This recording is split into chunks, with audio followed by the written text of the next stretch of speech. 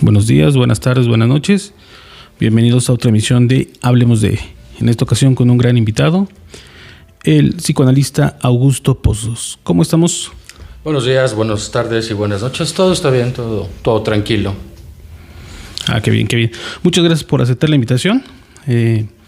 Este canal procura ser un punto de difusión y bueno, el psicoanálisis no podía escapar a esta entrevista.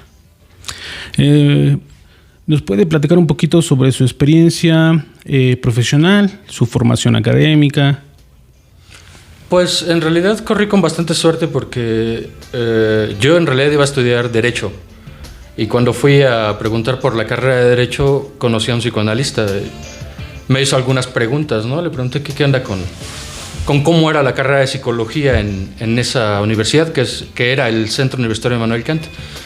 Y este profesor me dijo, ¿usted vio La Naranja Mecánica? Le dije, claro, nosotros tenemos una manera de interpretar ese tipo de películas, ¿no? Que no es como, o sea, no desde el punto de vista técnico, sino desde el punto de vista del inconsciente de los protagonistas, ¿no? Y me dice, ¿usted recuerda a Alex? Y le digo, claro. Dice, bueno, Alex es un perverso y es un narcisista y es un sociópata, pero también es un masoquista. Y, ¿cómo un masoquista? No, pues recuerda esta secuencia donde Alex es golpeado, ¿no? Él cuando golpea al otro parece que se adueña de ese dolor. Es un circuito, porque así es como trabaja la mente, ¿no? Me habló de un montón de cosas que en ese momento no comprendí, yo creo que menos de la mitad, pero me fascinó. Me regresé a la casa pensando si quería estudiar realmente Derecho o esto que tenía probablemente más que ver conmigo, ¿no? Haciendo un examen a conciencia a posteriori, me di cuenta de que mi vida tenía mucho más que ver con el psicoanálisis que con el Derecho, ¿no? Y al final de cuentas, creo que pasaron 2 días y fui a meterme a la carrera de Psicología, porque afortunadamente para mí, desafortunadamente para mucha gente que entraba en esa escuela en los 2000, como en toda universidad, la carrera de psicología pues, es un poco de psicología educativa, psicología laboral, psicología social, de todo un poco, ¿no? En esta universidad es un porcentaje mayoritario respecto al psicoanálisis. Desde el primer día vamos a leer 3 ensayos sobre la teoría sexual de Freud, vamos a leer estos conceptos en Bion, vamos a leer estos conceptos en Klein, y es fascinante, digo, realmente es un proceso de construcción. Estoy muy agradecido en realidad con esa universidad, con ese centro universitario, justamente en parte porque yo no sabía lo que me esperaba, ¿no? Fue completamente una sorpresa. Al mismo tiempo, no por la carrera, por necesidad propia, pues conocí el psicoanálisis en primera persona. Tuve que hacer mi propia formación. Más allá de un análisis, de una terapia psicoanalítica por formación, lo hice por conocimiento propio, por autoconocerme, ¿no? Por autodescubrirme. Descubrí cosas que no quería descubrir a veces, como suele pasar en la psicología y en el psicoanálisis. Digo, porque la psicología no es que sea un asunto menor, ¿no? Para nada. La distinción que yo acabé teniendo al respecto fue que me fui fascinando mucho más con el conocimiento, fui descubriéndome mucho más a mí mismo y claro, uno ve la manera interpreta, conoce, sabe el mundo de un modo distinto, ¿no? Es en realidad una combinación de circunstancias lo que me llevó al psicoanálisis. Y ahí cómo pasamos, ¿no? Digo, porque una parte sería entender la teoría, estudiarla, pero de ahí a la distancia enorme que implicaría ya la intervención con un sujeto, ¿no? Con un paciente. ¿Cómo se da ese salto? ¿Cómo lo experimenta usted?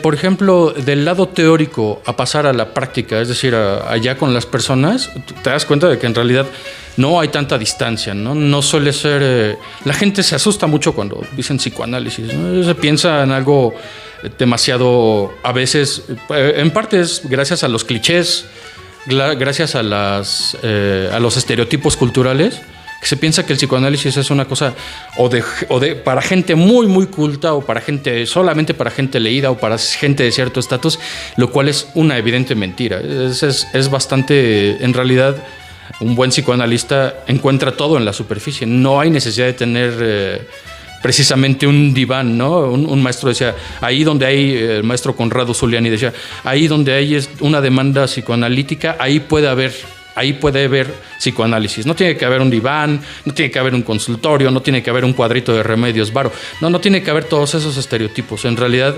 el psicoanálisis hasta cierto punto se plantea como algo bastante sencillo, porque no es que requiere instrumentos precisamente bien ajustados, es decir, una brújula planteada hacia el inconsciente, ¿no? Donde sabemos dónde está el ello, dónde está el superyo, dónde están las pulsiones, dónde está el sujeto emocionalmente, dónde están los sentimientos, dónde está la energía libidinal. O sea, es un aparato complejo que está puesto sobre la demanda psicoanalítica, ¿no? Pero en realidad, cuando lo empiezas a descubrir en ti mismo, se va planteando mucho más sencillo la posibilidad de descubrirlo en los demás.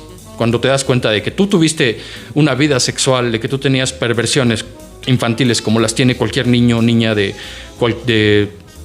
hasta los 4, 5, 6, 7 años, te das cuenta de que en realidad no solo lo que plantean los casos, y no solo Freud, sino de Freud hacia adelante, todo lo que se ha escrito en la literatura psicoanalítica, te das cuenta que algo tienes que ver con los casos, algo tienes que ver con Juanito, con el pequeño Hans, la castración, algo tienes que ver con Aimé de Lacan, algo tienes que ver algo tienes que ver tú, y algo tiene que ver toda la humanidad con esto. Eso también es fascinante. El psicoanálisis, hay gente que lo ha desafiado. No, yo creo que el complejo de Edipo no existe en Sudáfrica, y se van a Sudáfrica y encuentran que está, y se van a Austria y encuentran que el psicoanálisis existe, y van a Brasil y existe, y van a los barrios pobres, marginales, y existe. ¿Por qué? Porque el inconsciente existe. El inconsciente, que es tal vez el descubrimiento más grande que hizo Freud, es el equivalente, muchos dicen, yo estoy de acuerdo en cierto aspecto, a la gravedad de Newton, ¿no? No es que no existiera la gravedad antes de que Newton la nombrara,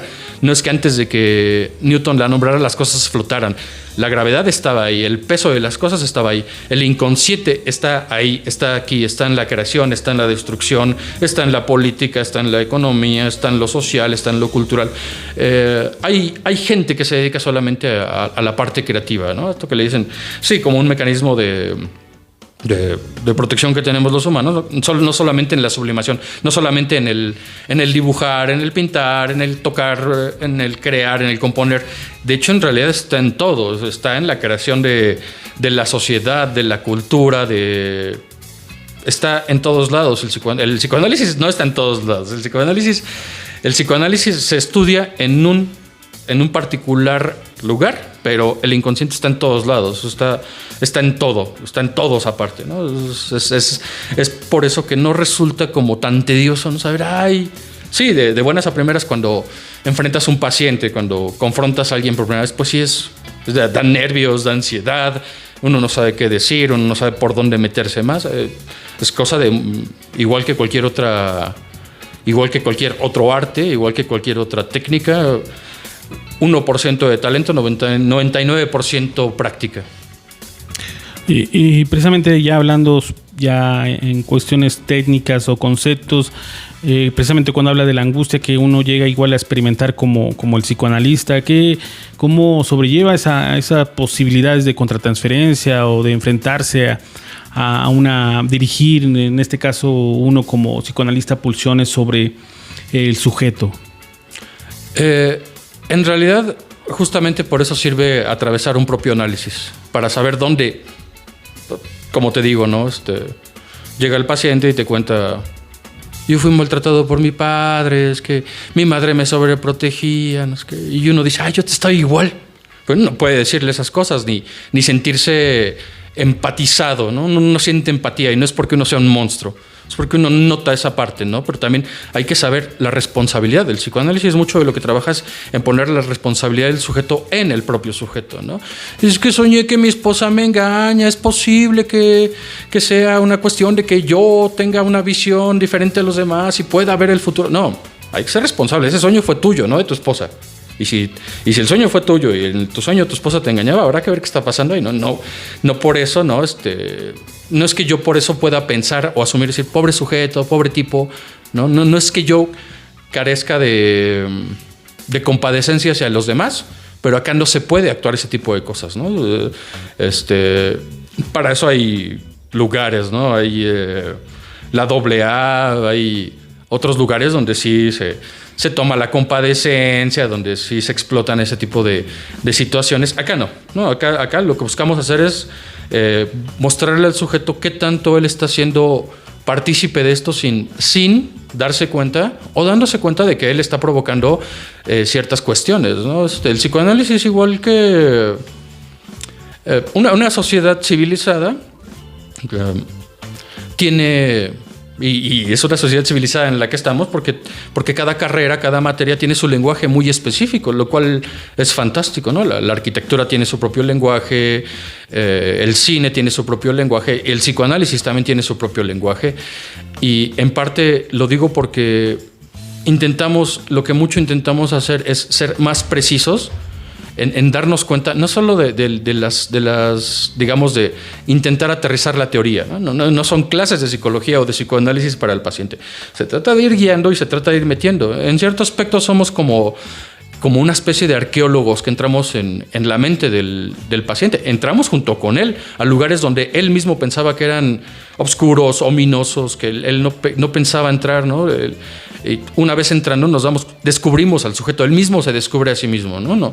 Nosotros no es que vayamos guiando, nosotros buscamos los vestigios de lo que hubo, de lo que estuvo en algún momento, las huellas de los conflictos, de los recuerdos, de las sensaciones, de los sentimientos. En eso es en lo que estamos metidos. ¿Freudiano completamente o hay influencia de otros psicoanalistas que lleve a cabo usted con su terapia, con sus procesos? Yo en realidad en un principio fui freudiano a muerte, casi, ¿no? Después hay conceptualizaciones que Freud no estudió, ¿no? Ha habido cambios, no en la teoría, pero sí, ¿no? Freud en 1923 decía, no trabajamos con gente pobre. Es una de las cosas que se le podemos atacar a Freud si tuviéramos necesidad de hacerlo, ¿no? Pero aportó más que... Igual que todo el mundo metió la pata por ahí, pero no significa que por eso no trabajamos con gente pobre, ¿no? Él tenía una conceptualización a ese respecto. Él pensaba que no se podía trabajar con niños. Actualmente, desde hace más o menos que unos 80 años, ya se trabaja con niños abiertamente en terapia psicoanalítica, claro, con sus respectivas variaciones. Bueno, eso fue los aportes de Klein, de Kohut, de Winnicott, sí, de varios otros autores, ¿no? Y después de todo eso se ha estudiado otras estructuras que, sí, en el campo freudiano solamente hablamos de neurosis y psicosis, no hablamos de más. Actualmente, incluso desde el caso del hombre de los lobos, ya se pensaba la idea de que hubiera más estructuras que únicamente la neurosis y la psicosis. Actualmente estamos hablando de que dependiendo de la escuela a la que uno pertenezca, ¿no? O sea, existen casos borderline, si uno es participante de la escuela inglesa, o fronterizos, como también le conocen los franceses, y la escuela francesa también. Si alguien aportó muchísimo al psicoanálisis en general, fueron los franceses, que fueron quienes muchos se metieron en la literatura psicoanalítica freudiana. Estamos hablando evidentemente de Lacan y de toda la escuela francesa de psicoanálisis que se gestó a partir de una relectura de Freud. Si había alguien freudiano de hueso colorado, evidentemente era Lacan, ¿no? Porque, bueno, es la base, es el principio. Y el propio Freud no se basó en sí mismo, en parte, vamos a decirlo así.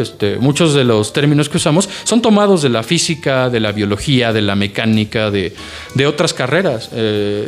Sí, son retomados porque hacen perfecto match con ciertas circunstancias que nos han aportado, y el psicoanálisis del mismo modo ha aportado socialmente. La gente de ahorita dice, es que es un neurótico, es que es una histérica. ¡Wow! Es divertido cómo se manejan y se simplifican ciertos términos. El psicoanálisis no le va bien a las masas, eso también hay que decirlo. Ha habido 2 países donde se ha popularizado masivamente el psicoanálisis y no les ha ido bien: Francia Argentina en los 70s, 80s. Bueno, lo de Argentina tiene mucho sentido porque después de la Segunda Guerra Mundial muchos psicoanalistas tuvieron que salir huyendo, escapando de la persecución nazi. Muchos se fueron a Francia. Freud mismo se fue a Inglaterra a buscar asilo. Y muchos discípulos viajaron a Sudamérica, especialmente a Argentina, ¿no? Y hubo así como actualmente uno entra a una librería y encuentra libros de autoayuda, novelitas cursis, así era el psicoanálisis. Uno encontraba textos y textos y textos, y había escuelas hasta la fecha, ¿no? Es algo muy popular, por decirlo de algún modo, es algo... Pero no le va bien a las masas el psicoanálisis. El lenguaje psicoanalítico se practica mucho en Argentina todo el tiempo, ¿no? Y te estás proyectando, ¿no? Tú estás condensando, ¿no? Está bien, pero no le hace bien a las masas en general, ¿no? No es porque sea... El psicoanálisis no es algo... Otto Kemberg decía, el psicoanálisis tiende a desaparecer. No tiende a desaparecer. En realidad, a más de 100 años del primer texto de Freud, de Estudios sobre la Historia de 1896. 98, ¿no? 98. Las cosas en ciertos aspectos se han modificado, en ciertos aspectos no. Pero en realidad el psicoanálisis ni le va bien la moda, ni tampoco hay una tendencia a desaparecer. A Otto Kemberg le convenía sostener este tipo de argumentos. Bueno, pobre Otto Kemberg... Se les conoce como los psicólogos del yo a todos ellos por toda la negación que hubo respecto a la existencia del inconsciente, ¿no? Pensar en hacer fuerte un yo y tratar de evadir la responsabilidad del inconsciente no les fue tan bien. Se domaron ante los intereses de una sociedad como la estadounidense, que únicamente busca que el sujeto sea obediente, que el sujeto sea una buena persona, lo que sea que eso signifique según la sociedad norteamericana. Bueno, nosotros no somos norteamericanos.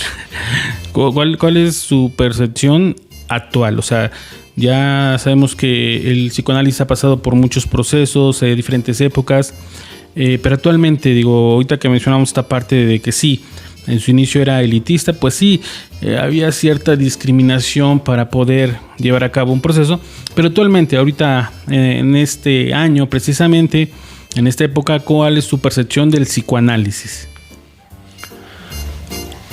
El psicoanálisis, afortunado o desafortunadamente, habrá quien quiera como pueda verlo, es uno de los métodos más efectivos por situaciones que están aconteciendo actualmente, ¿no? La ansiedad, la angustia, el encierro, la convivencia social, todas estas cosas que se gestaron a partir de la pandemia, en realidad ha sido más una oportunidad que una crisis. Por lo menos yo lo veo así como psicoanalista.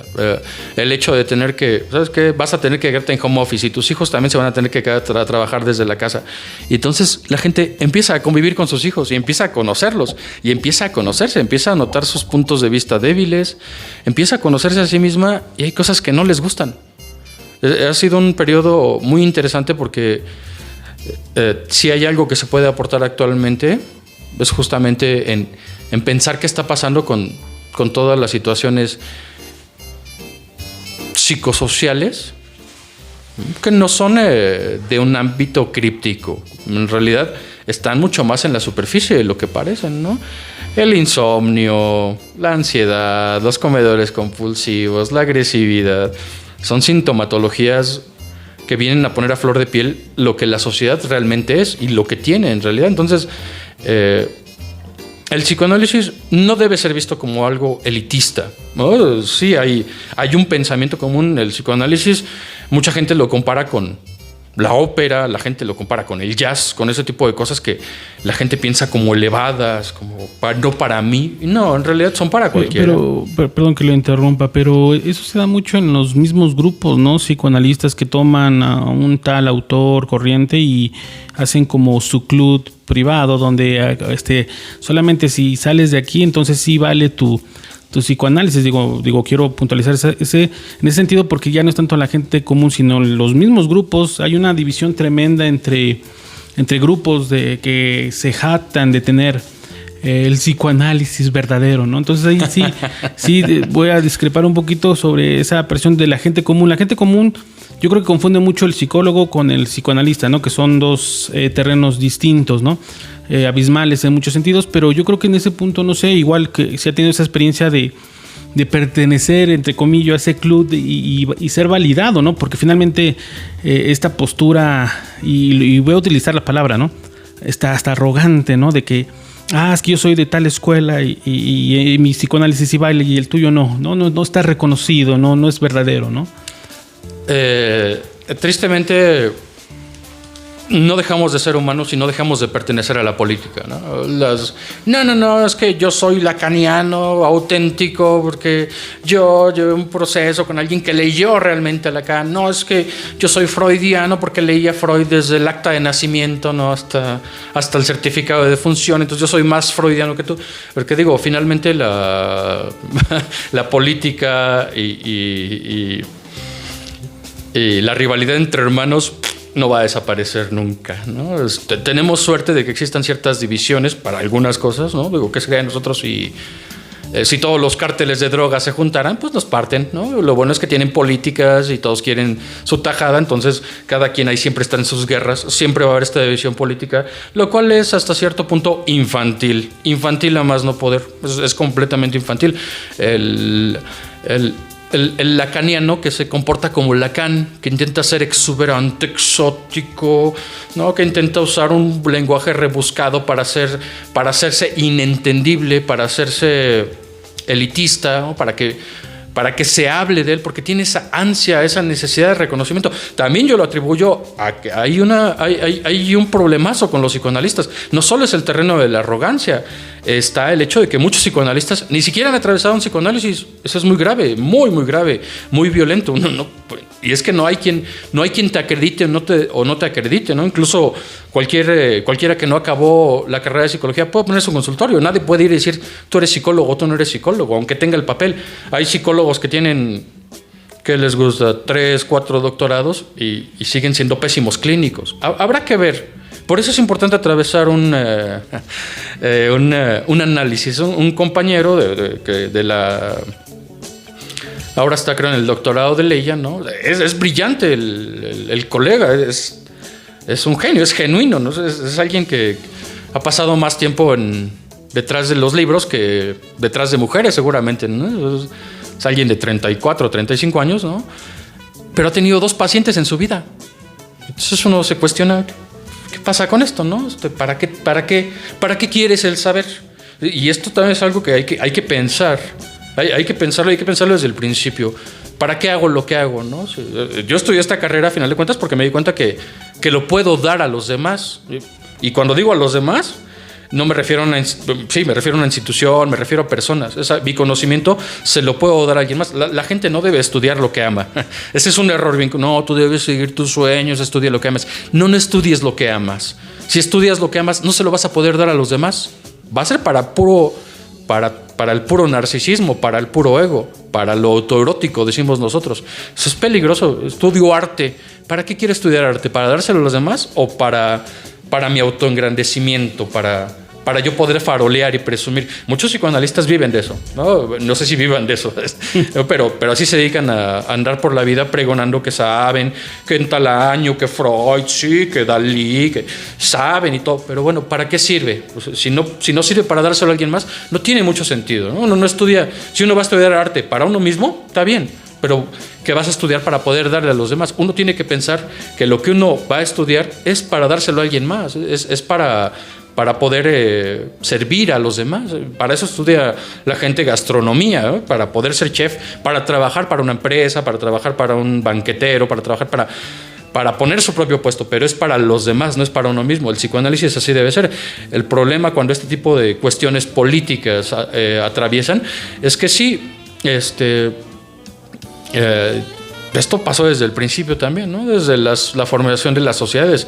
En México sí había una división horrible. Bueno, es que honestamente también es muy difícil que piense la gente que está viendo esto. De una misma situación, 3 psicólogos van a tener 3 puntos de vista diferentes. Difícilmente van a tener el mismo anclaje y la misma, aunque sean de la misma corriente. Y si hablamos de psicoanalistas, difícilmente van a estar empatados o emparejados.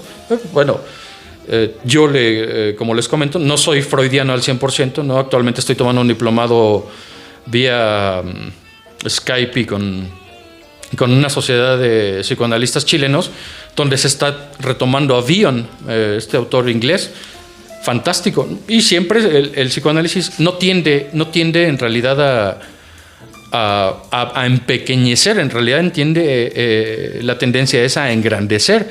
En realidad no es a simplificar, es a complejizar. Y esta complejización no es masturbatoria, ¿no? Es una pérdida de tiempo. Y no es nada más para el esnobismo. Sí, es que yo estoy yendo con un psicoanalista, el mejor psicoanalista. Yo nunca me ha interesado pertenecer a sociedades. Pertenezco a sociedades porque me jalan, porque les gusta, pero yo buscar, porque tengo mi título en esto y hice mi desarrollo en esto, no me interesa. Y no me interesa porque no es algo que a mí no me va bien, a mí en general no me va bien como los halagos. A mí en general me gusta aportar, y eso es lo que me gusta hacer, me gusta dar, me gusta hacer algo con esto, con el conocimiento que tengo. Entonces, por ese lado, en ese sentido, no me gusta ser envidioso con el conocimiento, ¿no? Hay gente que es muy envidiosa, saben las cosas, no las comparten, no las dan, no las difunden. No lo sé, yo no es mi caso. En realidad, no me interesa mucho pertenecer a ese tipo como de sociedades. Sé que el proceso es muy íntimo y es privado, ¿no? Pero ¿hay alguna experiencia profesional un caso que sí se haya complicado, que sí, definitivamente pues nos llevó a consultar los libros, a colegas para encontrar una posible guía o solución? Sí, hay casos que yo definitivamente ya no tomo, ¿no? O sea, ya definitivamente hay casos que sí, yo digo, no, esto va a tener que arreglar en otro lado, ¿no? Porque requiere mucho más compromiso social de toda una familia. Yo me refiero a casos de pacientes suicidas. Yo ya no atiendo pacientes suicidas, ya se me han ido varios. Con tendencias suicidas. Con tendencias suicidas, y que ese es el motivo de consulta. Yo ya no tomo ese tipo de casos, porque son situaciones demasiado violentas para mí. Sí, las últimas veces que he atravesado este tipo de situaciones, sí me llevaron a cuestionarme si realmente estaba donde debería estar. Hace años del último, pero dije, no, yo esto ya no lo vuelvo a abordar. Esto está latente en todos mis pacientes de todos modos, pero hay que saber que no es a donde está invertida toda la energía, ¿no? Atiendo casos de depresión, atiendo gente con estructura melancólica. Todo ese tipo de casos sí los puedo abordar, pero cuando se trata, porque aparte también hay mucha apatía, o es lo que yo me he encontrado al menos, por parte de la familia. Y yo por mí solo como psicoanalista, sin el apoyo de una familia, sin el apoyo de fármacos, sin el apoyo de un psiquiatra, es imposible para mí abordar ese tipo de casos, porque requieren una intervención completa. Y las familias, en muchos de los casos, parece que ya tiraron la toalla, ya no quieren confrontar este tipo de situaciones, y son el tipo de cosas a las cuales yo ya no estoy dispuesto a trabajar, al menos. En esta vertiente, ¿cuál sería su apreciación? Ya vimos cuál es la apreciación actual, pero ¿cuál sería futuro, ¿no? A un corto plazo, mediano plazo del psicoanálisis. ¿Podría ser, como comentaba, un área de oportunidad y pueda resurgir con mayor fuerza, o solamente fue en este momento en donde los trastornos de ansiedad, las fobias se están disparando y que finalmente, una vez que acabe lamentablemente esta situación de la pandemia, pueda volver a reacomodarse todo? No, es solamente el principio, pienso yo. Realmente no pienso que a partir de esto, vamos a pensarlo así, vamos a pensarlo como un doble péndulo. La pandemia solamente vino a golpear cosas que estaban ahí latentes, necesidades que estaban ahí escondidas, reprimidas. La situación dudo mucho que vaya a regresar como antes. Ahorita, actualmente, me parece que hay una necesidad muy grande de autoconocimiento, y es parte de lo que hay que explotar. Dudo mucho que las cosas se vayan a reacomodar, porque no fue en sí la pandemia, fue la pandemia golpeó ansiedades que estaban ocultas y necesidades que estaban ahí gritando por salir. dudo mucho que las cosas vayan a retornar. El psicoanálisis, parte de lo que puede ofrecer es un cambio duradero, algo que dura años. No es tanto como una... No sé cómo trate la psicología actualmente, por ejemplo, la ansiedad o la angustia, si usen algún tipo de métodos o técnicas, ejercicios. No tengo idea de cómo trabajan este tipo de cosas. Yo lo que he descubierto a partir de pacientes que me solicitaron consulta en esta temporada es que no son conflictos nuevos, son conflictos que llevan años, ¿no? Y no creo justamente, y no es cosa de creer, porque esto no es religión. No pienso que sea una cuestión que se vaya a volver a regular. Realmente creo que la necesidad que existe de autoconocimiento se está engrandeciendo mucho antes que empobrecerse o esconderse. Pero la gente olvida, ¿no? O sea, me refiero a las sociedades. De pronto, ante tantos eventos, digo, porque no es ni la primera, ni va a ser la última pandemia, ni la primera, ni la última guerra. O sea, situaciones que han llevado a las sociedades a límites, pero parece que la gente olvida, ¿no? Por eso, digo, me atreví a sugerir, ¿no? Que de pronto uno dice, ya nada va a ser igual. Digo, extrañamente la gente parece que olvida lo que pasó hace 1 año, 2 años, 3 años. Parece que esta misma represión, esta misma, colectivamente, tomando Jung, como que esta misma inconsciente colectivo se reprime y ya como si nada hubiera pasado. Sí, el problema con lo reprimido sabemos que siempre retorna, y a veces de maneras muy violentas, ¿no? Y son situaciones que no se deben perder de vista, ¿no? O sea, a nivel propio, yo insisto mucho en que tú le puedes mentir a todo el mundo, pero al final del día no te mientes a ti mismo. Puedes engañar a todos, pero no te engañas a ti mismo. Uno sabe cómo está frente a estas situaciones, ¿no? Uno sabe lo apabullado que está. Ahorita se ha perdido muchísimo, ¿no? Se ha perdido... mucha gente ha dejado de estar con nosotros. Mucha gente ya no va a volver a ser la misma. La verdad, va a ser muy difícil que las cosas se retornen a lo anterior. Tú me preguntas si esto va a ser como una vuelta de página. Me pregunto qué va a pasar en 15, 20 años con toda esta generación de chicos que les tocó vivir todo este encierro, ¿no?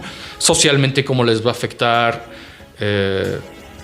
Si hay algo muy oscuro que tenemos los seres humanos, es la tendencia al masoquismo, ¿no? Y ahorita otra vez volver a verse torpes, volver a verse sensibles, volver a saberse frágiles, débiles, hipersensibles frente a la realidad. No es que lo celebre porque vaya a haber mucho trabajo, pero realmente trabajo inconsciente, nunca va a dejar de haber producción, lo cual finalmente va a ser positivo.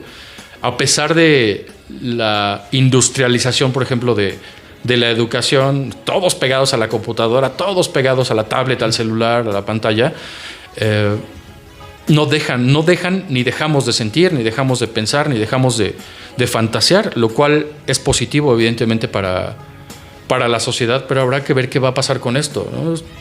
Habrá que ver qué tantos niveles de ansiedad, qué tanto va a progresar o no la sociedad en los siguientes 10, 15 años. Hay que estar muy despiertos con este tipo de situaciones.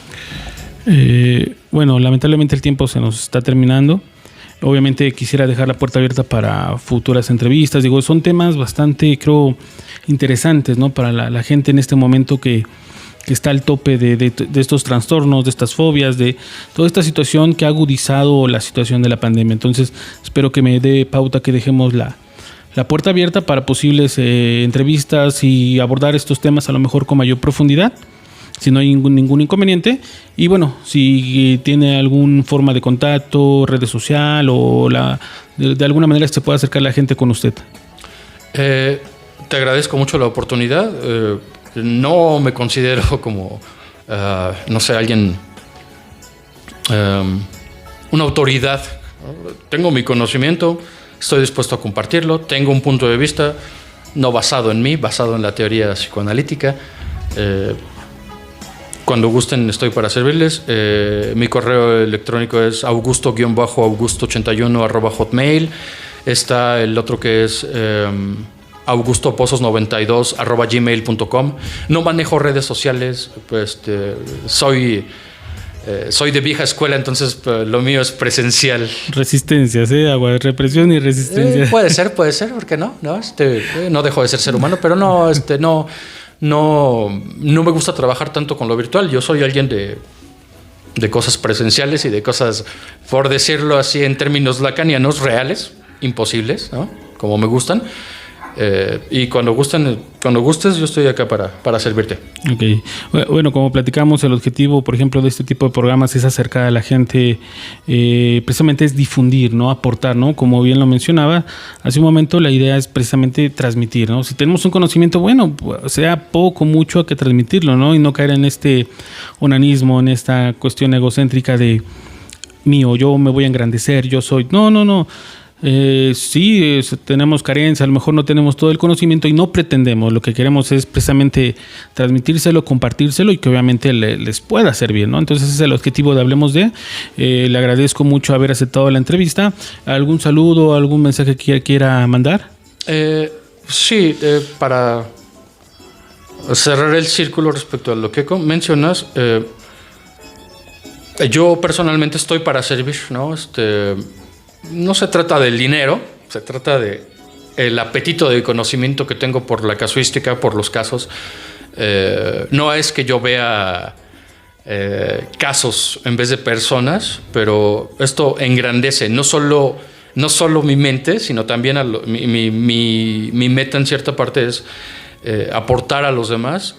No hay que tenerle pavor, miedo al psicoanálisis. Yo sé que incluso la palabrita es fuertecita, ¿no? En cierto aspecto, la gente le tiene cierto, no sé si respeto o temor, psicoanalista, no sé qué, no hay que bajarse un poco también de los estereotipos de las situaciones. Yo estoy para servirles en lo que se pueda hacer, ¿no? No sé qué más. No, pues te agradecemos mucho. Agradecemos al maestro Augusto por estar con nosotros en Hablemos de, en esta nueva etapa de transmisión en vivo. Y obviamente esperamos que nos apoyen con su like, que nos apoyen con su suscripción para poder seguir creando material que podamos aportar para ustedes. Nos despedimos y estamos en contacto. Hasta luego. Hasta luego.